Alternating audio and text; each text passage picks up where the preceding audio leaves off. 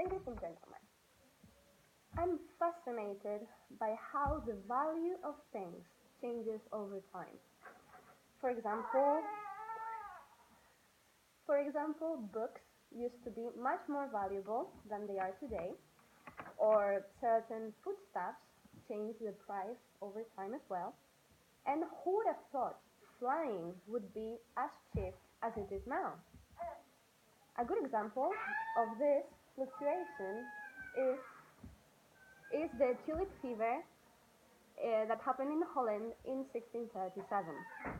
However, today I will not speak about this well-known example of consumerist fever, but instead I will talk about the pineapple fever that took England and the Netherlands by rapture in the 17th and 18th centuries. As you may know, pineapples are originally from Brazil, and they were completely unknown in Europe until the 15th century. In 1496, Columbus came back from his second trip to America with a big shipment of exotic products. He brought back parrots, tomatoes, tobacco, pumpkins, and out of the big load of pineapples that he brought back, only one survived the long transatlantic journey. Of course, if only one pineapple survives when you arrive back in Spain or Castile, it has to be for the king, obviously, right? So Columbus handed his only surviving pineapple to King Ferdinand, who tasted it, and it blew his mind, to speak in a more modern way. It was such a significant moment in food history that even the teacher of the Princess of Castile wrote about it in his journal. And he didn't even taste it, mind you. This teacher was not the only one to write about this exotic and delicious new fruit that had just made it to Europe. Lots of historians and poets wrote about this new fruit. They called it the noblest of fruits. They said it was delicious, like a kiss from your lover. And they said you just cannot grow tired of admiring its shape. They loved the delicious flavor of the pineapple. You need to take into account that at the time, in the 15th, 16th century, there weren't many sweet things that you could taste in Europe. All sugar was imported and therefore very expensive. And there wasn't a lot of fresh fruit around. What they had was seasonal and probably limited to boring apples and pears.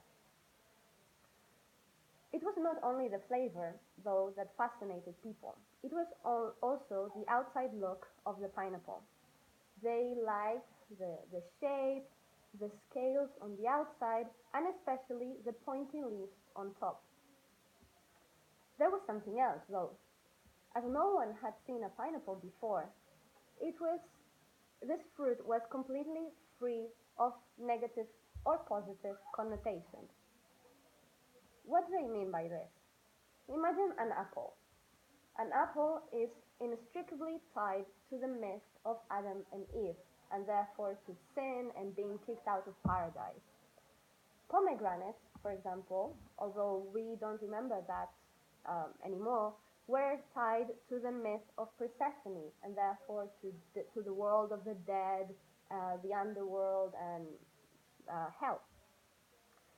The pineapple, however, as I said, was completely unknown to everyone, and therefore was like a blank slate on which you could project your ideas about morality and society. Someone was looking at the pineapple probably and said, those pointy leaves look like a crown. Let's call it the king fruit. And someone else went farther still and said that God had chosen this fruit among all other fruits by putting a crown on top of it. Thus, the pineapple became a symbol of the divine right of kings to rule over everyone else. This was not just due to the crown-shaped leaves, but also to this kind of mythical status that pineapples enjoyed due to the fact that no one had seen them and even fewer people had tasted it. To illustrate this point, let me tell you that King Charles II of England commissioned a portrait of himself posing in front of his wonderful palace with his wonderful gardens, and he was holding a pineapple in his hand. As I said, very few people had tasted pineapples at the time. The main reason for that was that it was very expensive to import pineapples from America. And it was also very difficult because they usually rotted on the long journey. Because of this, a kind of arms race started. It was a race to see who could be the first person to grow pineapples on European soil. The main competitors in the race were the Netherlands and the United Kingdom. And in the end, the winner was the Netherlands, who managed to grow pineapples in 1682. This did not bring the prices of pineapples down yet. Growing them was still very expensive. You needed vast areas of land, and you also needed to build greenhouses, because obviously pineapples grow in tropical climates, and neither England nor Holland are especially what we call tropical. So you need vast greenhouses that need to be kept at a stable level of humidity and a very high temperature. At the time, you obviously could only do that with fire, which meant you needed a lot of coal to keep that fire burning round the clock. And if that were not enough, you also need people who would tend to the fire and to the pineapple plants around the clock as well. They need to keep an eye on them 24 hours a day. Therefore, as you can imagine, because we had very high demand, because it was a very exotic and prestigious fruit, we have very low offer and very high costs for import and also for growing the pineapples on European soil. This means that each pineapple, in today's money, keep that in mind, in today's money, would have costed between 6 and 7,000 euros. A single pineapple, what you can get for €1.50 at the supermarket nowadays. What does this mean? Obviously that very few people could buy pineapples, but also that pineapples were too expensive to eat, and they became decorations. People kept them at home as you would keep an expensive vase or a beautiful painting, and they just admired them until they rotted away.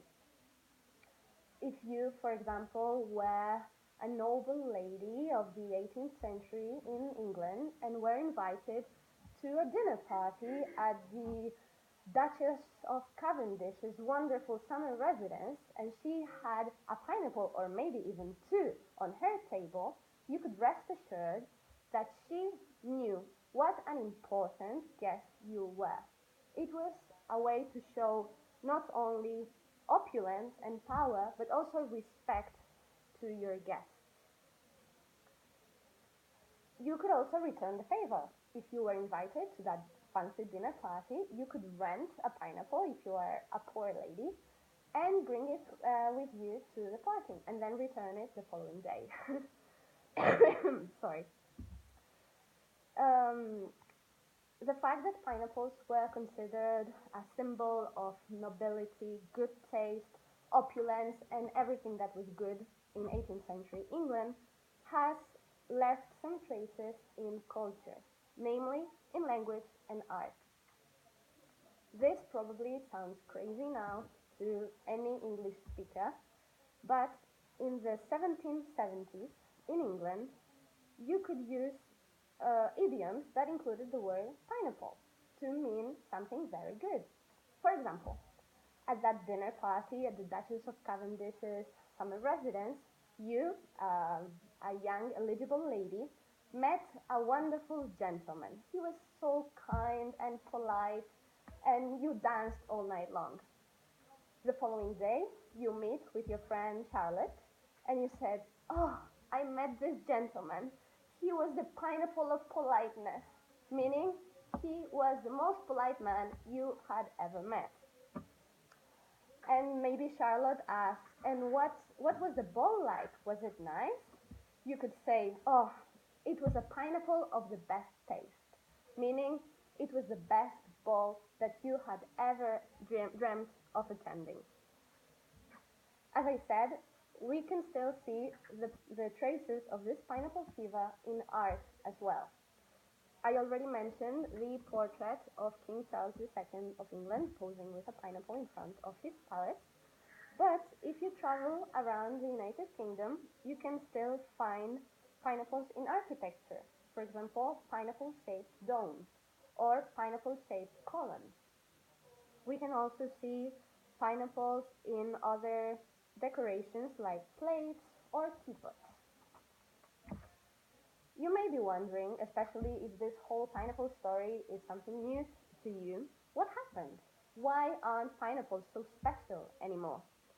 Well, what do you think happened? Once the prices went down and pineapples became affordable for more people, and especially for the masses, pineapples stopped being so valuable and they were soon forgotten.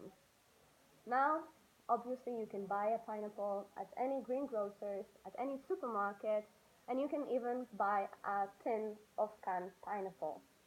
So, as you can see, the glamorous idea of pineapples has changed a little bit.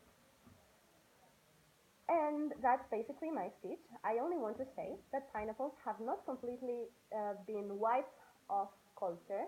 And if you visit some decoration stores, you will see that now we can have golden pineapple bookends, or a couple of years ago, I think there was a rage for pineapple t-shirts that I never quite understood. But now that I know the story of the pineapple fever, I think it makes a bit more sense.